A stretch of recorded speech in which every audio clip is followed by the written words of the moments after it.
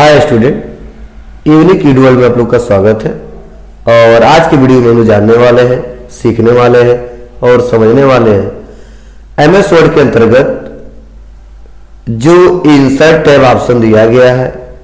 जो insert tab option दिया गया है, इसमें जो टेबल्स ग्रुप दिया है और इस टेबल्स ग्रुप में जो एक्सेल स्प्रेडशीट ऑप्शन दिया गया है, इसका रियल में यूज क्या है और क्यों एक्सेल स्प्रेडशीट को एमएस वर्ड के अंतर्गत ही दिया गया है और इसका फ्यूचर में क्या यूज है या क्यों इसका प्रयोग करते हैं, वो हम इस वीडियो में एक एक करके डिस्कस करने वाले हैं, समझने वाले हैं और जानने वाले हैं। तो पहले तो मैं बता दूं कि एक्सेल स्प्रेडशीट एक अलग ही सॉफ्टवेयर है। एक्सेल स्प्रेडशीट एक अलग ही सॉफ्टवेयर है और इसको हम लोग अलग ही सीखेंगे। लेकिन फिर भी ये जो ऑप्शन दिया गया है या क्यों दिया गया है, इसको हम लोग समझते हैं। क्योंकि हम जानते हैं कि एमएस वर्ड में जो टेबल बनाते हैं उसमें कैलकुलेशन करना आसान नहीं होता है और बेटर तरीके से कैलकुलेशन नहीं कर पाएंगे। क्योंकि देखे होंगे आप लोग, पिछले वीडियो में समझाया था कि एक एक करके हम लोग जोड़ रहे थे और बार बार हमको फार्मूला लगाना पड़ रहा था। लेकिन एक्सेल में क्या फायदा है कि जब हम कोई डाटा एंट्री बनाएंगे और टेबल में ही बनाएंगे और उसमें जब कैलकुलेशन करना होगा तो बहुत ही क्विकली फास्ट तरीके से कैलकुलेशन कर ले जाते हैं और एक बार बस फार्मूला लगाते हैं, चाहे 2 लोगों का डाटा हो, चाहे 10 लोगों का डाटा हो, चाहे 20 लोगों का डाटा हो, चाहे 100 लोगों का डाटा हो, क्विकली हम लोग डाटा को इंसर्ट करा के फार्मूला लगा के और उस रिजल्ट को निकाल लेते हैं। तो कई बार ऐसा जरूरत पड़ जाता है कि हमको एमएस वर्ड पे ही थोड़ा बहुत कैलकुलेशन करना है। जब एमएस वर्ड पे ही थोड़ा बहुत कैलकुलेशन करना है और उसके लिए कहा जा रहा नहीं एक्सेल पे आपको काम नहीं करने हैं, तो ऐसे कंडीशन में हम लोग क्या करेंगे? तो ऐसे कंडीशन में हम लोग एक्सेल स्प्रेडशीट का इस्तेमाल करते हैं। मतलब ये जो खुलेगा एक्सेल पे ही खुलेगा, लेकिन काम करके उस डाटा को जो हम लोग इंसर्ट कराते हैं वो हम लोग इंसर्ट कराते हैं किसमें? वो हम लोग जो इंसर्ट कराते हैं वह इंसर्ट कराते हैं हम लोग वर्ड में। और वर्ड में कैसे कराते हैं और इसके लिए क्या स्टेप है, चलिए एक एक करके समझते हैं और सीखते हैं और जानते हैं। तो सबसे पहले देखिए, इसका प्रयोग करने के लिए आपको एक्सेल स्प्रेडशीट पे क्लिक करना होगा। जैसे हम एक्सेल स्प्रेडशीट पे क्लिक करेंगे ना, तो देखिए हो रहा है क्या, एक्सेल का यहाँ पे पेज हमारे सामने ओपन हो गया। मतलब एक्सेल का पेज ओपन होने का मतलब क्या है कि एक्सेल का ही सॉफ्टवेयर ओपन हो गया हमारे सामने। किसके पेज पे? एमएस वर्ड के पेज पे। अब यहाँ पे आएंगे और आने के बाद से आप थोड़ा सा यहाँ जो किनारे किनारे डॉटेड बने हैं, अपने रिक्वायरमेंट के आधार पे इसको थोड़ा सा बड़ा कर देंगे और बड़ा करने के बाद से आपको बनाना क्या है वो आप हेडर दे दोगे। तो सपोज मान लीजिए मुझे क्या करना है, कोई रिपोर्ट बनाना है। अब कैसा रिपोर्ट बनाना है? सपोज मुझे सेल्स का रिपोर्ट बनाना है, तो मैं हेडिंग दे दूंगा क्या, सेल्स रिपोर्ट। कैसे? तो बस मैं इसको सेलेक्ट करूंगा और पूरे सेल को हमको एक सेल में कन्वर्ट करना है। तो मैं जस्ट पिछली वीडियो में हमने बताया था कि मर्ज सेल का प्रयोग करते हैं जब बहुत सारे सेलों को आपस में जोड़ना होता है। तो पूरे सेल को हमने सेलेक्ट किया, मतलब जितना में हेडिंग हमको बनाना है, और जस्ट इसके ऊपर आएंगे तो देखिए एक ऑप्शन दे रहा है मर्ज एंड सेंटर। मतलब पूरा सेल क्या हो जाएगा, एक बार में मर्ज हो जाएगा। तो जैसे मैं यहाँ पे क्लिक करूंगा और क्लिक करने के बाद से और मैं टाइप करूंगा क्या, तो टाइप करूंगा सेल्स रिपोर्ट। सेल्स रिपोर्ट और सेल्स रिपोर्ट टाइप करने के बाद से इस पे क्लिक करूंगा और इसको बोल्ड करूंगा और इसको से क्लिक करके बड़ा कर दूंगा। इस प्रकार हम इसका प्रयोग करके देख सकते हैं। बस इसका बैकग्राउंड कलर करना है तो क्लिक करूंगा और बैकग्राउंड पे आऊंगा और इसका बैकग्राउंड कलर कर दूंगा। और देखिए टेक्स्ट नहीं आ रहा है, क्यों? क्योंकि ब्लैक के ऊपर ब्लैक हो गया, नहीं आ रहा है। अब हम यहाँ पे व्हाइट कर देंगे तो दिखने लगेगा। तो हमने सेल्स रिपोर्ट लिख दिया। अब यहाँ पे मुझको हेडिंग बनाना है। क्या बनाना है? बस हमको यहाँ पे देना है सीरियल नंबर। तो हमने लिखा SR डॉट नंबर। और एक फायदा देखिए क्या हो गया, वहां पे हम लोग 1 2 5 करके नंबरिंग एक एक करके दे रहे थे, लेकिन इसमें ऐसी बातें नहीं है। बस टाइप करिए 1, उसको से 2, 1 2 टाइप करने के बाद से फर्स्ट को सेलेक्ट करिए और फिर से सेकंड को सेलेक्ट करिए। कहा फर्स्ट को सेलेक्ट करिए, फिर सेकंड को सेलेक्ट करिए और कोने पे आइए, एक प्लस पॉइंट दिखेगा और इस प्लस पॉइंट पे लेफ्ट दबा के और आपको खींचना है। 3 आ गया, 4 आ जाएगा, 5 आ जाएगा, 6 आ जाएगा, 7 आ जाएगा। मतलब जितना आप बनाना चाहते हो बना सकते हो। चलो मुझे 5 तक बनाना है, मैंने 5 ले लिया, तो देखिए 1 2 3 4 5 आ गया।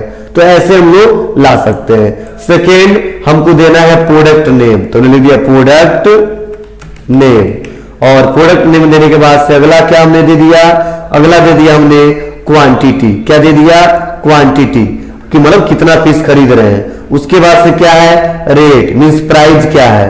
उसके बाद हमने क्या दे दिया है, टोटल अमाउंट। क्या दे दिया है, टोटल अमाउंट। और सपोज मैं इतना बना दिया और इतना बनाने के बाद से अगर यहाँ पे हमें क्या करना होगा, सीरियल नंबर तो अच्छा दिख रहा है लेकिन प्रोडक्ट नेम छुप गया है, तो कोई दिक्कत नहीं है।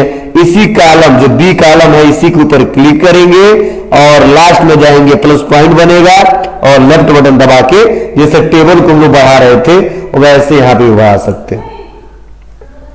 उसके बाद से मैंने सीरियल नंबर दे दिया, प्रोडक्ट नेम दे दिया, क्वांटिटी दे दिया, रेट दे दिया, टोटल अमाउंट। इसको भी थोड़ा बढ़ाना है तो यहां से बढ़ा सकते हैं।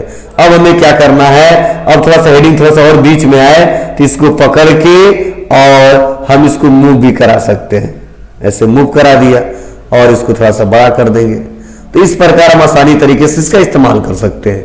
और क्या करेंगे, यहाँ पे प्रोडक्ट का नेम देंगे और प्रोडक्ट का नेम कैसे देंगे, बहुत सिंपल है। मान लो हम जो प्रोडक्ट खरीद रहे हैं वो खरीद स्मार्टफोन, बस। उसके बाद से क्या है, टीवी।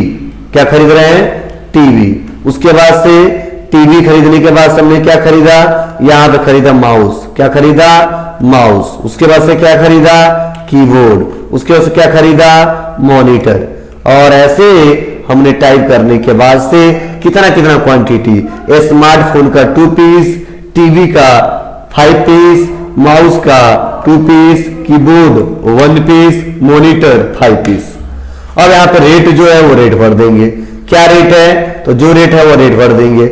यहाँ पे रेट जो स्मार्टफोन का रेट है वो 9,000 में मिल रहा है, ठीक है। जो टीवी का रेट है वो 15,000 में मिल रहा है, ठीक है। जो माउस का रेट है वो 500 मिल रहा है। जो कीबोर्ड का रेट है वो 600 में मिल रहा है। जो मॉनिटर का रेट है वो 6,000 में मिल रहा है। अब यहाँ पे लेने के बाद से अब हमको क्या करना है, इससे और इससे गुणा करना है, मतलब क्वांटिटी और जो रेट है इससे गुणा करके इसका टोटल वैल्यू निकालना है।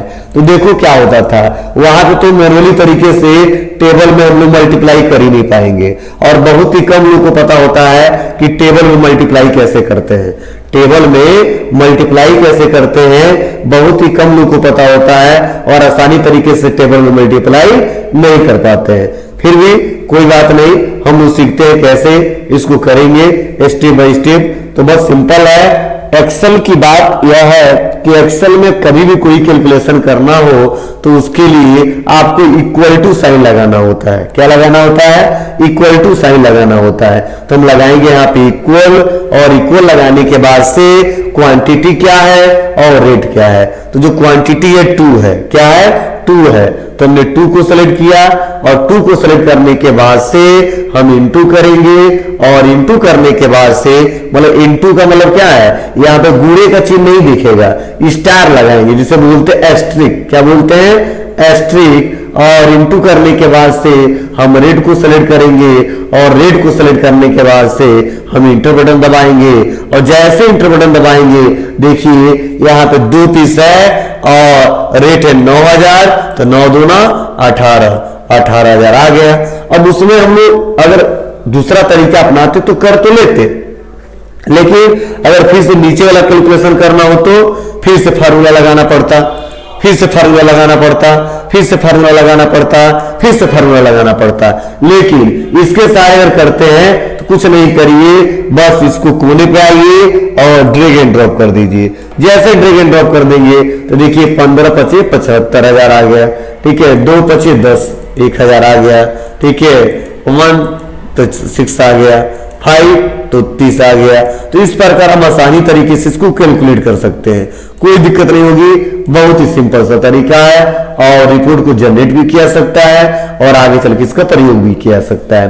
तो इस प्रकार मैं थोड़ा सा एक छोटे से, ठीक है, टेबल के सहारे मैंने बताया कि एक्सेल स्प्रेडशीट होता क्या है और क्यों दिया है और कैसे इसका यूज करेंगे। चलो इसमें टेबल दिखाना है तो हम सेलेक्ट करके इसको टेबल दिखा सकते हैं, फॉन्ट पे आएंगे और ऑल बॉर्डर कर देंगे। जैसे ऑल बॉर्डर करेंगे तो यहाँ पे देखिए ऐसा आ गया।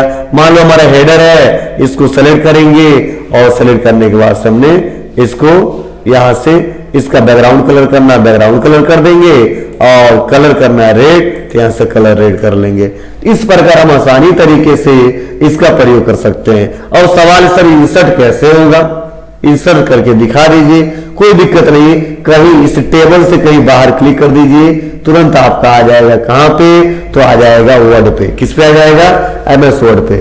तो इस प्रकार हम आसानी तरीके से इसका प्रयोग कर सकते हैं। और फिर से कुछ एडिटिंग करना हो तो फिर से डबल क्लिक करेंगे, वहीं पे चले जाएंगे। तो इस प्रकार हम आसानी तरीके से इसका प्रयोग कर सकते हैं और बहुत ही सिंपल सा स्टेप है, एक एक करके आसानी तरीके से किया जा सकता है और बहुत ही सिंपल तरीके से किया जा सकता है और बहुत ही इंपॉर्टेंट भी टॉपिक है। मैक्सिमम इसके बारे में जानते ही नहीं है ना इसका प्रयोग करते हैं। तो आप लोग इसको यूज करिएगा, इस्तेमाल करिएगा और कोई दिक्कत होगा तो बताइएगा। बस इस वीडियो में इतना ही। अगर ये वीडियो आप लोग को अच्छा लगा हो तो please like, comment, share, subscribe करना न भूलें। Thank you.